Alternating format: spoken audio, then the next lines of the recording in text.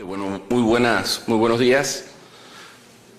Disculpas por el inconveniente técnico, pero venimos llegando en este preciso instante. Antes que nada, quiero agradecer al comité organizador del Congreso la distinción por invitarnos para poder hablar de algunos temas. A ver, aquí es. Ok. Algunos temas relacionados con, en este momento, con muerte súbita, pero vamos a ver algo un poco distinto a lo que probablemente han estado viendo durante el transcurso de la mañana, que son los aspectos epidemiológicos y de prevención de la muerte súbita. Nosotros vamos a tratar de hablar un poquito sobre el otro aspecto, porque es un hecho que la muerte súbita va a ocurrir y vamos a tener casos de muerte súbita y constantemente nosotros estamos escuchando de casos de personas que fallecen súbitamente, conocidos, personas del medio general, políticos, artistas, deportistas, y nos enteramos súbitamente que tuvieron un evento y fallecieron. Vamos a tratar de hablar un poquito de qué se puede hacer en ese grupo que muchas veces es un grupo olvidado. De hecho, la muerte súbita, muchas personas la definen como la enfermedad sin enfermos, porque los pacientes de muerte súbita no ocupan camas en los hospitales. Los pacientes de muerte súbita pasan del lugar donde ocurrió el evento a la morgue directamente y muchas veces desde el punto de vista de presupuesto y de organización de sistemas de salud se olvida un poco ese problema porque no es algo que se está viendo constantemente todos los días cuando se pasa visita en los hospitales. Para tener una idea, en los Estados Unidos mueren, que es de donde tenemos estadísticas más o menos confiables, mueren aproximadamente 1,000 personas súbitamente por día. Estamos hablando, es un número enorme. Estamos hablando de entre 350 y 450,000 muertes por año súbitas en los Estados Unidos. El tamaño del problema es que esto equivale a las muertes por eventos vasculares cerebrales, cáncer pulmonar, cáncer de mama, SIDA y accidentes de autos todos juntos. Muerte súbita equivale a todos esos números. Y pensemos todo lo que se invierte en los sistemas de salud para prevenir todas esas cosas y no se hace nada con muerte súbita, o se hace muy poquito con muerte súbita. Para ponerlo en contexto, de 350,000 muertes súbitas que ocurren, aproximadamente en Estados Unidos, aproximadamente 100,000 reciben RCP o reanimación cardiopulmonar en el lugar donde ocurrió el evento, de los cuales 40,000 salen del paro. Estamos hablando de un 40%, 20,000 sobreviven y 10,000 sobreviven sin ningún tipo de secuela neurológica. Estamos hablando de un problema muy común, un gran problema de salud pública que no vemos en su magnitud, que solamente un 3.5% de los pacientes que lo sufren logran salir sin ningún tipo de secuela. Y el elemento clave en el manejo de esto es ese paso entre que ocurre el evento y que se haga algo en el sitio donde el evento ocurrió. Ese es el número mágico que se tiene que cambiar para que realmente cambie el pronóstico de los pacientes. ¿Qué se ha hecho en este sentido? Básicamente podemos mencionar, se ha hecho mucho, pero básicamente podemos mencionar dos elementos. El primero es que se han hecho campañas masivas para enseñar. Se supone que en Estados Unidos aprenden RCP 4 millones de personas por año. Pero ojo, estamos hablando de un país de 300 millones de habitantes, un número muy pequeño, es el 1% de la población, un poco más del 1% de la población. Y después se han venido desarrollando una serie de elementos adicionales que son lo que se ve abajo, que es lo que conocemos como la cadena de supervivencia, que son una serie de elementos que se tienen que estar haciendo en forma continua para nosotros poder mejorar el pronóstico de estos pacientes a futuro. ¿Esto ha servido de algo? Pues los números indican que no mucho. Estos son los números en 4 ciudades del primer mundo en un lapso de 20 años y la mortalidad es idéntica al final. De 1 a 2% de los pacientes que tienen un evento de muerte súbita en la calle van a sobrevivirlo. El otro 98 a 99% van a morir. Ahora, ¿qué es lo que realmente cambia lo que es la muerte súbita y el desenlace de estos pacientes? Los elementos principales son RCP, O sea, lo primero es que se pueda pedir ayuda a un sistema de salud, que se dé RCP en el lugar del evento y que se desfibrile al paciente en los primeros 8 minutos. Esos son los 3 elementos que más impacto tienen, los que están a la derecha de la gráfica, sobre la sobrevida a largo plazo del paciente. Si observan, no tiene nada que ver con lo del hospital, tiene que ver con lo que ocurre en el sitio donde fue el evento. El manejo avanzado, que es el cuarto eslabón, que es el Advanced Life Support, eso no cambia en nada el pronóstico del paciente si lo que se hizo inicialmente no fue lo correcto. Entonces, la única manera de resolver esto es dando RCP temprana. Y dar RCP temprana significa que la RCP la tiene que dar la persona que está en el lugar donde ocurre el evento. No hay otra manera de hacerlo. Cuando se pregunta a la gente sobre dar RCP en la calle, en 1980 el 40-60% de la gente estaba dispuesta a dar RCP en la calle. En los 90 bajó al 20 y al 30, y en el año 2000 baja por debajo del 20%. Entonces yo les pregunto a ustedes, ¿ustedes le darían RCP a un extraño en la calle? Una vez le pregunté esto a un grupo de estudiantes de medicina y me contestaron que eso depende mucho de quién sea el extraño. No es lo mismo los 2 grupos que presentamos en la diapositiva. O sea, el dar RCP tiene sus particularidades. Ahora, cuando se le preguntan a 1000 personas que no dan RCP y que no están entrenados en servicios médicos, el 15% está dispuesto a dar RCP comprimiendo y ventilando, pero el 68% está dispuesto a dar RCP si solamente tiene que comprimir el tórax de los pacientes. Entonces, ¿por qué los testigos no quieren dar RCP? 1, porque no están entrenados. 2, porque consideran que es un procedimiento complejo. Y 3, por miedo. ¿Miedo a qué?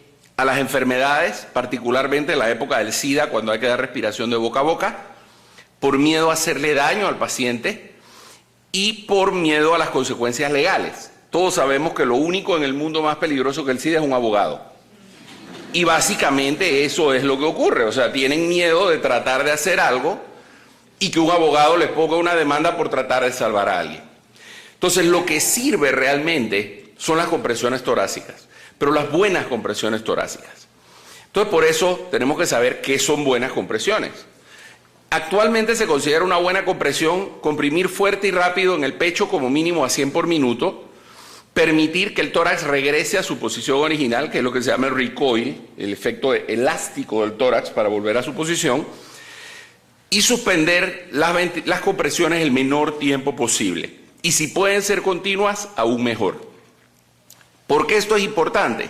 Porque el aporte de oxígeno al miocardio depende básicamente del flujo de sangre que tenga ese miocardio.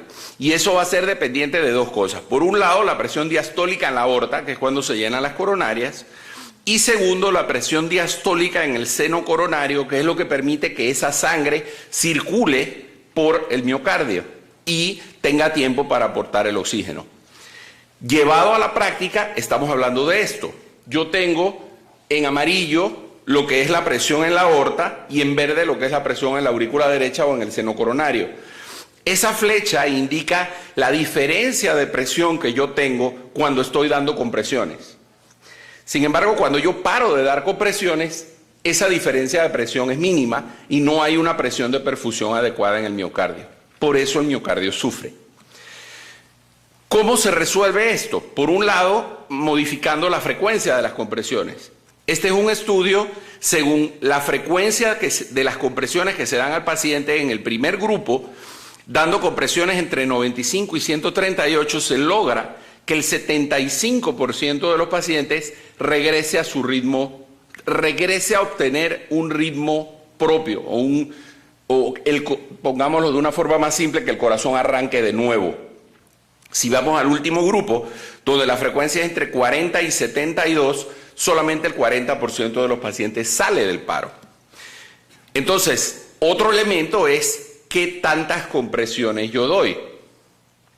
Y dar más compresiones, estas son una relación de 5 compresiones, una ventilación, que era lo que se hacía hace unos años durante el RCP, el primero. Observen cómo la presión cae cuando yo dejo de dar compresiones y todo el tiempo en que yo no tengo perfusión cuando cae esa presión. El segundo es el 15-2, que se utilizó hasta el año 2005, era el estándar, y el tercero son las compresiones continuas. Cuantas más compresiones yo doy, más yo voy a obtener que el paciente tenga perfusión en su corazón. Igualmente, si yo no dejo que el corazón regrese a su posición y me quedo comprimiendo, digamos que tengo menos diástole, por usar el término válido, cuando yo permito que el tórax vuelva a su posición, y lo que voy a tener es que voy a tener una presión de perfusión menor que va a repercutir en que el paciente no pueda salir. Entonces, esos son los tres elementos claves de las compresiones: comprimir fuerte y rápido, dejar que el tórax regrese a su posición y no suspender las compresiones o suspenderlas el menor tiempo posible. Entonces, todos sabemos que tenemos que respirar para vivir, pero una cosa es respirar, otra cosa es ventilar pasivamente a los pacientes. Entonces, si yo estoy dando lo ideal, cuando estoy dando RCP, en esto yo estoy dando, 30 compresiones, 2 ventilaciones, 30 compresiones, 2 ventilaciones. Esto es lo ideal en un modelo. Esto es lo que pasa en realidad. El tiempo que yo demoro en dar las 2 ventilaciones está muy lejos de los 5 a 10 segundos que deben demorar en base a los protocolos. Yo debo tratar de dar ventilaciones en poco tiempo, pero en la vida real esto se alarga. Se alarga que en los servicios de emergencia, el tercer grupo, donde más entrenamiento y capacidad se tiene, el tiempo promedio entre compresiones son 10 segundos. Pero en la persona que está en la calle son 16 segundos, lo cual hace que sea mucho más tiempo sin dar compresiones. ¿Ventilo o no ventilo? Ok, si no voy a ventilar no es solamente un tema, o es solamente un tema de comodidad y facilidad, o existe una razón real por la que yo debería ventilar al paciente. Primero, cuando un paciente hace un paro, por lo general súbito, muerte súbita, por lo general la saturación de ese paciente, si no tiene otro problema, es alrededor del 98%, 97, 98, 100%, aire ambiente. Segundo, los pulmones tienen aire y tienen oxígeno. Tercero, muchas veces los pacientes tienen respiraciones agónicas que a pesar de no ser del todo efectivas, nos permiten un cierto intercambio de gases. Cuarto, la ventilación inducida por las compresiones. Como yo estoy comprimiendo el tórax, yo estoy con una vía aérea abierta que me permite un intercambio de aire, y la presión positiva durante las ventilaciones activas también perjudican. Entonces, son iguales la ventilación espontánea y la controlada. Cuando yo ventilo fisiológicamente, yo lo que tengo es un diafragma que baja, genera una presión negativa y hace entrar aire. Y para que salga el aire es lo contrario, presión positiva del diafragma y esto sale. Cuando yo voy a dar una ventilación positiva, yo voy a tener un efecto ventilatorio o de volumen de aire similar. Hago que entre aire empujando el diafragma, no con presión negativa, sino empujándolo en forma positiva, y cuando dejo de comprimir sale el aire. Pero fisiológicamente, si yo me voy a los otros elementos que son muy importantes en el momento de un paro, ¿qué pasa con el retorno venoso? Cuando yo ventilo fisiológicamente, esa presión negativa hace que aumente el retorno venoso, y cuando bota el aire, hay menor retorno venoso. Cuando yo hago una presión positiva al tórax, yo disminuyo el retorno venoso porque estoy aumentando la presión, y cuando bajo la presión y esto vuelve, yo no tengo un retorno venoso normal. Entonces ya la gráfica de retorno venoso es diametralmente diferente a lo que yo tengo en la ventilación fisiológica. Visto más simple es esto: cuando yo pongo presión dentro del tórax, pongo aire a presión, yo estoy comprimiendo las venas y estoy haciendo que regrese menos sangre al corazón. En un modelo animal, si yo hiperventilo al animal, más de 30 veces por minuto, el animal se muere más. Entonces, si yo hiperventilo, también estoy haciendo mal, porque estoy disminuyendo el retorno venoso.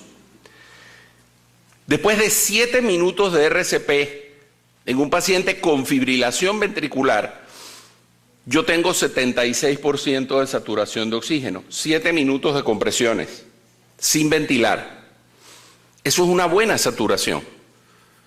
Entonces, ventilar no es estrictamente necesario en un paro cardíaco. Entonces, de aquí surge un concepto interesante, que es el de dar RCP solo con las manos, olvidarnos de las ventilaciones. ¿Sirve o no sirve? Estos son 2 estudios, compresiones continuas, 15% de retorno a circulación espontánea, compresiones más ventilaciones, 10%. Este es otro estudio de paro fuera del hospital, es básicamente lo mismo, ventilar o no ventilar. Por supuesto, no dar RCP es muchísimo peor, pero ventilar y no ventilar es parecido. Y este otro estudio da un resultado similar. Entonces, la ventilación no es imprescindible en los primeros minutos después de un paro cardíaco. Este es un estudio muy interesante hecho en Japón. 2 grupos de pacientes que tuvieron paro en la calle, compresiones solas o compresiones más ventilaciones. Observen que los médicos son los que más ventilaciones dan. O sea, el porcentaje de compresiones y ventilaciones cuando son médicos es mucho mayor que cuando no son médicos. Entonces, estamos hablando de que la gente que más sabe, que supuestamente es la que más sabe, es la que da esta ventilación. ¿Y qué es lo que obtenemos? Los pacientes que se ventilan tienen menos sobrevida o salen del paro menos que aquellos pacientes que solamente se les dio compresiones. Entonces, ya de esto hay ya hay muchas cosas escritas, pero New England en el año 2010, New England Journal publicó un editorial donde ellos formalmente proponen el enseñar RCP solo con las manos, darle prioridad a las compresiones y dejar un poco a un lado las ventilaciones. La otra pregunta es la intubación. Nosotros tenemos, y esto nos lo han enseñado por mucho tiempo, y si hay algún anestesiólogo en el salón, mejor. Cuando uno llama a un anestesiólogo en un paro, el anestesiólogo viene con el laringoscopio en una mano y con el tubo en la otra. Básicamente eso es a lo que va el anestesiólogo. Y esa es su prioridad. Intubar al paciente muchas veces significa suspendan las compresiones, comprímanle la tráquea y esperen a que el anestesiólogo intube al paciente. Y yo no tengo nada contra los anestesiólogos, mi esposa es anestesióloga, pero es un hecho que cuando hay una persona que llega únicamente, cuya especialidad es intubar, la prioridad se convierte en que el paciente esté intubado. Este es un estudio que se hizo en paro prehospitalario, al 1000 y tantos pacientes, 939 se intubaron y 203 no se intubaron, y el porcentaje de pacientes que mejoró sin intubación fue mayor que el de los pacientes intubados. Entonces muchas veces es preferible, si vamos a ventilar con una bolsa y una máscara o poner una máscara laríngea y olvidarnos de intubar al paciente. Pero en medicina siempre hay un pero, que es la asfixia. Si yo tomo pacientes que han tenido asfixia exactamente en el mismo modelo, después de 7 minutos de RCP, mi saturación de oxígeno después de un paro por asfixia es 17%. Ahí sí hace falta ventilar. Ese paciente sí necesita que le demos oxígeno suplementario. ¿Qué es un paro con asfixia? Cuando se ahogan, cuando el paro viene después de un atoramiento o una obstrucción de vía aérea, en los niños y cuando son por causas no cardíacas. Entonces aquí viene la gran pregunta, ok, y si nosotros le enseñamos esta cosa del RCP solo con manos a todo el mundo, pero cuando hablamos de todo el mundo es a todo el mundo, no a quien va a tomar un curso para aprenderlo, esto es enseñarlo masivamente. En Arizona en el 2008 se hizo esto, en las autopistas había un letrero donde decía, llame a este teléfono si quiere aprender a dar RCP solo con manos. En Latinoamérica, por supuesto, todo en menor escala. Hubo una reunión de la Fundación Interamericana del Corazón en el año 2001 y se contempló la posibilidad y se ha estado trabajando en el concepto de enseñar RCP solo con manos a todos. Perú hizo un programa de entrenamiento masivo muy interesante, donde entrenaron casi 3.000 personas en un día, en diferentes lugares. Y en Panamá hicimos esto. En Panamá nosotros hicimos un suplemento en un periódico que tenía las explicaciones de qué hacer en el caso que un paciente tuviera un paro. Era una separata del periódico en un papel de un poco mejor calidad que el papel periódico, y es increíble la cantidad de lugares en Panamá, barberías, restaurantes, supermercados, diferentes clínicas odontológicas, donde este póster la gente lo agarró y lo pegó en la pared, por lo menos para que haya una guía de qué hacer. Y después en Panamá hicimos este otro plan que se implementó en su momento en Copa, en los aviones de Copa durante casi 8 meses. Se estuvo transmitiendo, a lo mejor algunos de ustedes tuvieron oportunidad de verlo. Si pueden poner el audio, por favor. Todos podemos salvar una vida. Centro Médico Paitilla, siempre junto a ti, presenta cómo hacer resucitación cardiopulmonar solo con manos, según las nuevas guías publicadas en octubre del 2010. Cuando una persona sufre un paro cardíaco, pierde el conocimiento, no responde y deja de respirar normalmente. Si esto ocurre frente a usted, mantenga la calma y siga los siguientes pasos. Primero, mantenga la calma y llame al número de emergencias 911 para solicitar ayuda y siga las instrucciones del operador. Segundo, comprima fuerte y rápido en el centro del pecho de la víctima con los brazos rectos. Continúe comprimiendo fuerte y rápido en el centro del pecho de la víctima. Se debe comprimir alrededor de 5 centímetros 100 veces por minuto como mínimo. Siempre se debe dejar que el pecho vuelva a su posición original entre las compresiones. Continúe hasta que llegue ayuda profesional. Esto toma 1 minuto. Si esto se enseña masivamente, se pone en la televisión, se pone en el cine, se pone en diferentes lugares. El actor, tratamos de conseguir un actor de verdad, pero era muy caro. Entonces optaron por un aficionado. Ni modo.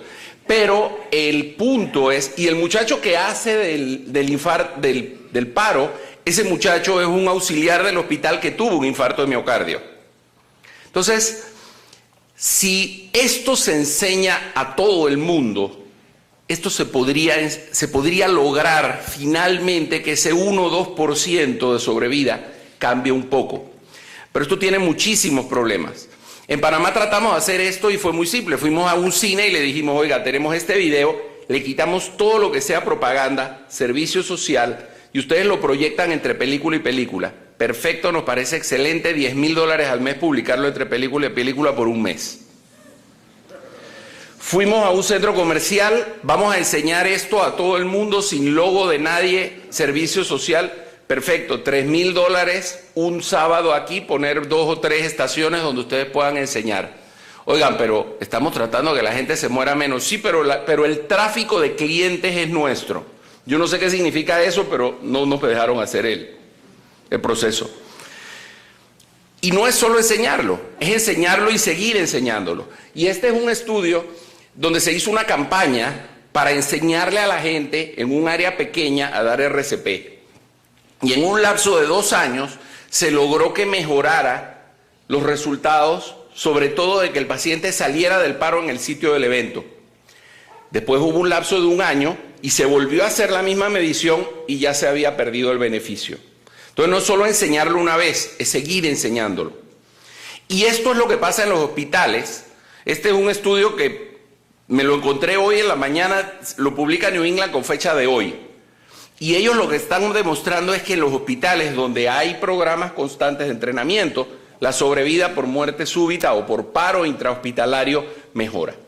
Entonces, en resumen, ¿qué tenemos? ¿Cuándo vamos a dar RCP solo con las manos? A un adulto que tiene un paro presenciado después de llamar al servicio de emergencia. Cuando no se sabe bien cómo se va a hacer el RCP, cuando no se quiere dar respiración de boca a boca, y hasta que llegue un desfibrilador, por los primeros 5 a 8 minutos podemos dar solamente compresiones. No lo vamos a hacer cuando hay un paro por asfixia, cuando hay aguamiento, cuando hay paros no presenciados que encontramos a una persona que perdió el conocimiento o que tuvo un paro porque no sabemos cuánto tiempo ha transcurrido, en los niños y en un hospital cuando tenemos el paciente intubado. Ahí sí vamos, o con una vía controlada, ahí sí lo vamos a ventilar. Cosas importantes. Primero, lo peor que se puede hacer por una víctima de un paro cardíaco es no hacer nada. Segundo, siempre pedir ayuda antes de empezar a dar compresiones o empezar a hacer cualquier maniobra. Nadie salva a un paciente que tuvo un paro cardíaco solo. Necesita ayuda. Y tercero, es bien difícil hacerle daño a un muerto. Si el paciente ya se murió, créanme que no vamos a hacerle daño. Si nosotros tenemos a alguien que hace un paro cardíaco enfrente nuestro, cualquier cosa que intentemos prácticamente es ganancia. Conclusiones, no hay diferencia entre ventilar o no. Ventilar tiene sus problemas. Intubar hace perder tiempo valioso. Vamos a usar RCP solo con manos como una estrategia de entrenamiento masivo para que todo el mundo aprenda. Y por último, en paros con asfixia no se debe hacer. Y recuerden que todos podemos salvar a un paciente que hace un paro. Bueno, en realidad casi todos podemos. El pobre ratoncito está difícil que le pueda dar RCP a ese elefante. Y por último les dejo este mensaje porque seguramente de los que están aquí, la gran mayoría hemos tomado cursos de reanimación en algún momento de nuestra carrera. De nada nos sirve saber reanimación si nosotros somos los que la necesitamos. Si yo hago un paro, de nada me sirve haber tomado el curso. Lo importante es que el que esté al lado mío sepa qué hacer. Piensen en eso y enséñenle RCP a alguien cuando tengan oportunidad, y nadie sabe si es a ustedes mismos, a su mamá o a sus hijos, a quien esa persona puede salvarles la vida. El material de esto, a quien le interese, ahí está mi correo electrónico, me pueden mandar un correo y yo les mando lo que tengo, porque creo que esto pudiera ser una cosa muy importante a nivel general. Muchas gracias. Una foto de Panamá de hace un mes.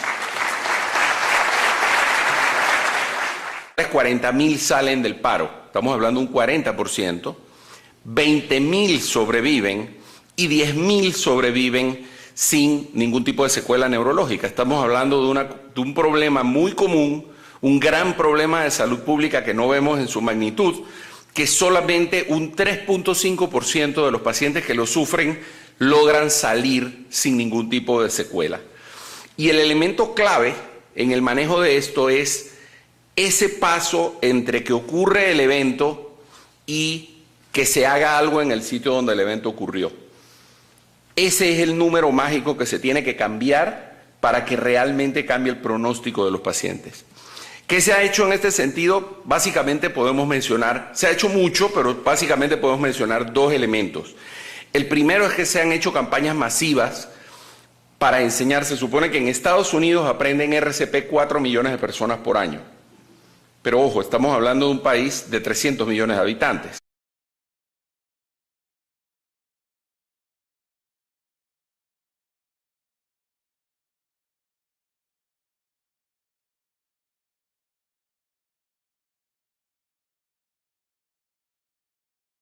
Bueno, muy buenos días.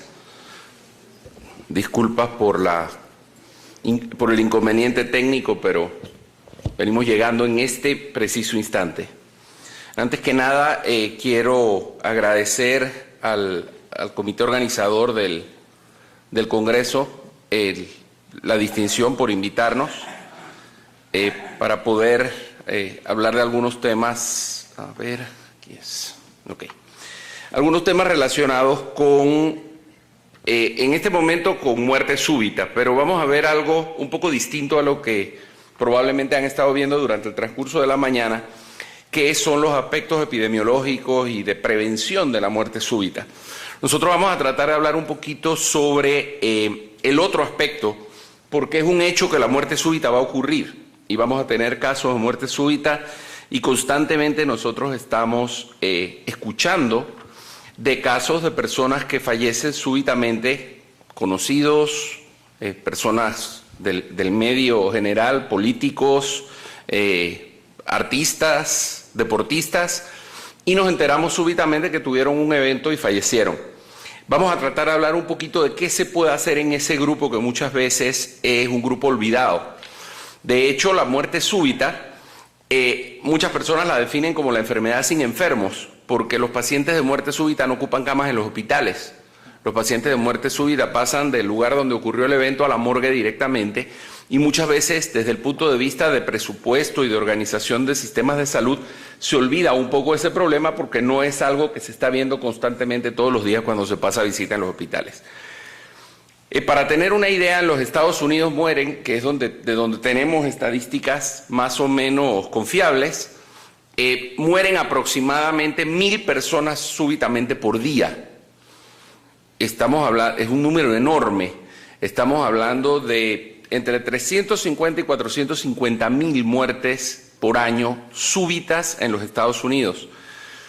El tamaño del problema es que esto equivale a las muertes por eventos vasculares cerebrales, cáncer pulmonar, cáncer de mama, SIDA y accidentes de autos todos juntos. Muerte súbita equivale a todos esos números. Y pensemos todo lo que se invierte en los sistemas de salud para prevenir todas esas cosas y no se hace nada con muerte súbita, o se hace muy poquito con muerte súbita. Para ponerlo en contexto, de 350.000 muertes súbitas que ocurren, aproximadamente en Estados Unidos, aproximadamente 100.000 reciben RCP o reanimación cardiopulmonar en el lugar donde ocurrió el evento, de los cuales es un número muy pequeño, es el 1% de la población, un poco más del 1% de la población, y después se han venido desarrollando una serie de elementos adicionales que son lo que se ve abajo, que es lo que conocemos como la cadena de supervivencia, que son una serie de elementos que se tienen que estar haciendo en forma continua para nosotros poder mejorar el pronóstico de estos pacientes a futuro. ¿Esto ha servido de algo? Pues los números indican que no mucho. Estos son los números en 4 ciudades del primer mundo en un lapso de 20 años y la mortalidad es idéntica al final. De 1 a 2% de los pacientes que tienen un evento de muerte súbita en la calle van a sobrevivirlo. El otro 98 a 99% van a morir. Ahora, ¿qué es lo que realmente cambia lo que es la muerte súbita y el desenlace de estos pacientes?